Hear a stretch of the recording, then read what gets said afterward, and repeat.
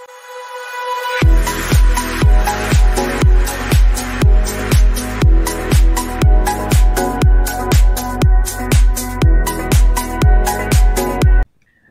দর্শক, যারা সার প্রয়োগের বিভিন্ন পদ্ধতি বা বিভিন্ন সময় সম্পর্কে জানতে চেয়েছেন বা সঠিক পদ্ধতি কি সেটা সম্পর্কে জানতে চেয়েছেন, তাদের জন্য আমাদের আজকের এই ভিডিও।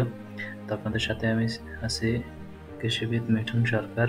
তো আপনাদেরকে আমি একটি সংক্ষিপ্ত দিক নির্দেশনা দেওয়ার চেষ্টা করবো আসলে কোন সময়ে কোন ধরনের সার প্রয়োগ করা উচিত এবং কোন ধরনের সার প্রয়োগ করা উচিত না। তো সময় দিয়ে আমাদের সাথে থাকবেন, আমরা চেষ্টা করবো আপনাদেরকে পুঙ্খানুপুঙ্খভাবে একটি সমাধান দেওয়ার। তো সার প্রয়োগের ক্ষেত্রে আসলে সব ফসলের সার প্রয়োগের সময় একরকম নয়।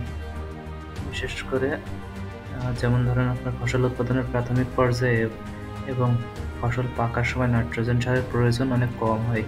অর্থাৎ প্রাথমিক স্টেজ এবং ফসল পাকার সময় নাইট্রোজেনের প্রয়োজন অনেক কম থাকে, কিন্তু সবচাইতে বেশি পরিমাণ প্রয়োজন হয় উদ্ভিদের সর্বোচ্চ বৃদ্ধির পর্যায়ে। তাছাড়া জমিতে নাইট্রোজেন সার প্রয়োগ করার পর উদ্ভিদ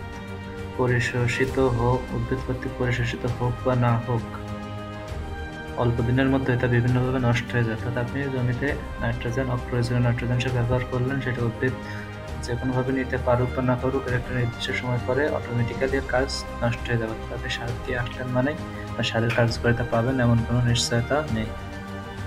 যেমন ধরেন বৃষ্টির পর পানিতে দ্রবীভূত হয়ে নিচের দিকে চলে যায়। অর্থাৎ বৃষ্টির পর দেখা যাচ্ছে বৃষ্টি অবস্থা যদি আমরা সার নিই, তাহলে সেই সারটা চুয়ানির মাধ্যমে মাটির নিচে চলে যায়। এছাড়াও প্রবাহিত পানির সঙ্গে মিশে অনেক সময় ওই নাইট্রোজেন সারের যে কার্যকারিতা বা নাইট্রোজেন সারের যে অংশটি আপনার জমিতে ছিল সেটি স্রোতের সাথে চলে গেল। আবার একটা জিনিস হয়, সেটা হচ্ছে আপনার প্রতিকূল আবহাওয়া। অর্থাৎ আপনার দেখা যাচ্ছে অতিরিক্ত বৃষ্টি, অতিরিক্ত আপনার রোদ, এই সময় এগুলো আসলে উদ্দায়ী হয়ে উড়ে যায়। অতিরিক্ত রোদে নাইট্রোজেনের কার্যকারিতা কমে যায়। তাই নাইট্রোজেন জাতীয় সারগুলো একবারে প্রয়োগ না করে সমান বা অসমানভাবে 2 বা 3 কিস্তিতে প্রয়োগ করলে উদ্ভিদ বেশি পরিমাণে পরিশোষণ করে।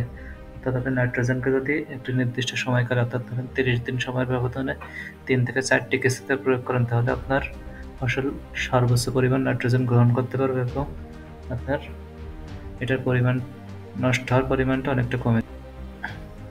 নাইট্রোজেন জাতীয় সার অতি সহজে পানির মাধ্যমে দ্রবীভূত হয় এবং প্রয়োগ করার পর মাটিতে মিশিয়ে না দিলেও শিকড় পর্যন্ত সহজে চলে যেতে পারে। অর্থাৎ নাইট্রোজেন সারের চলাচলের ক্ষমতা অত্যন্ত বেশি। তাই নাইট্রোজেন সার প্রয়োগের পরে খুব বেশি অতিমাত্রায় আপনার মাটি যে নাড়াচাড়া করে দেওয়ার প্রয়োজন পড়ে না। আবার দেখেন ফসফেট জাতীয় যে সারগুলো আছে তার ধর্ম তার ইউরিয়া সারের থেকে সম্পূর্ণ ভিন্ন। অর্থাৎ আপনি যদি ফসফেট জাতীয় যে সার, অর্থাৎ সিঙ্গেল সুপার ফসফেট, তারপর আপনার ট্রিপল সুপার ফসফেট, অর্থাৎ টিএসপি, ডিএপি, এই টাইপের যে সারগুলো আছে, সেই সারগুলোর চলন ক্ষমতা নেই বললে চলে। অর্থাৎ আপনি যেখানে প্রয়োগ করবেন সেখানে এটি পড়ে থাকবে। আপনার যে শিকড় দ্বারা শোষিত হওয়ার ক্ষমতা খুবই কম। আপনি সাইডে প্রয়োগ করে রাখলেন মানে আপনার জমিতে আপনার গাছ কিন্তু সেটি সহজে গ্রহণ করতে পারবে না। সেক্ষেত্রে অবশ্যই আপনাদেরকে সতর্ক থাকতে হবে। এটি প্রয়োগের যে ধান জাতীয় গাছের ক্ষেত্রে সর্বশেষ চাষে যদি দেওয়া হয় সব থেকে ভালো হয়। তা নাহলে অনেক সময় আপনার যদি সঠিকভাবে ছিটাতে না পারেন, তাহলে আপনার গাছ কোথাও খাটো, কোথাও লম্বা, কোথাও বসে যাওয়া, এই টাইপের বিভিন্ন ধরনের সমস্যা দেখা দিতে পারে। তো ফসফেট সারটা আসলে মূল জমিতে শেষ চাষের সময় ছিটিয়ে দিয়ে সব থেকে উত্তম, এবং পরে যদি দেন তারপরেও মাটিটা নাড়াচাড়া করে দিতে হবে, নাহলে সার আপনার যেখানে দেবেন সেখানে পড়ে থাকবে। তো এই জিনিসগুলো মাথায় রাখবেন যে ফসফেট সার দেওয়ার পরে আপনার হালকা পরিমাণ সেচ, অথবা আপনি যদি পারেন এই মাটিটাকে একটু ওলট পালট করে দিতে পারলে সব থেকে ভালো রেজাল্ট পাওয়া যায়। আবার পটাশযুক্ত, অর্থাৎ পটাশিয়াম যে সমৃদ্ধ যে সারগুলো, সেই সারগুলোর আপনার মাটিতে দ্রবণীয় ক্ষমতা মধ্যম প্রকৃতির।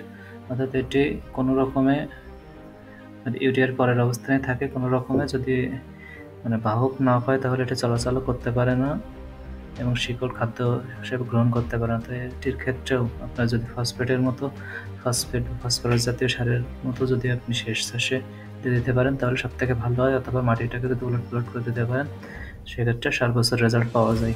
এই জিনিসগুলো আপনাদেরকে অবশ্যই মাথায় রেখে সার প্রয়োগ করতে হবে।